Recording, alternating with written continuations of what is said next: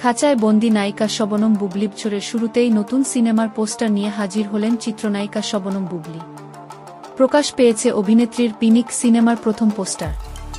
শনিবার 18 জানুয়ারি নিজের ফেসবুকে পিনিকের পোস্টার শেয়ার করেছেন বুবলি। পোস্টারে তাকে দেখা গেছে ভিন্ন এক লুকে। স্কার্ফ দিয়ে আবৃত মাথা, চোখে রোদ চশমা আর মুখমণ্ডল খাঁচার ভেতরে বন্দি। তার কাঁধ থেকে নিচের অংশ কালো পোশাকে ঢেকে রয়েছে, যা রহস্যময় আবহ তৈরি করেছে। পিনিকে বুবলির বিপরীতে আছেন আদর আজাদ। কক্সবাজার ও রামুর বিভিন্ন এলাকায় এই সিনেমার শুটিং হয়েছে।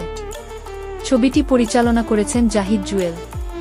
এই সিনেমায় আরও অভিনয় করছেন আলী রাজ, ফজলুর রহমান বাবু, জয়িতা মোহলান বিশ, আজাদ আবুল কালাম, মোমেনা চৌধুরী, মাসুম বাশার, সমু চৌধুরী, শরীফ সিরাজ, একে আজাদ সেতু, নাজনীন শবনম, নাফিস আহমেদ বিন্দুসহ অনেকেই। সিনেমাটি প্রযোজনা করছে ইউরো বাংলা এন্টারটেইনমেন্ট এবং সহপ্রযোজনায় আছেন অভিনয়শিল্পী শিমুল খান।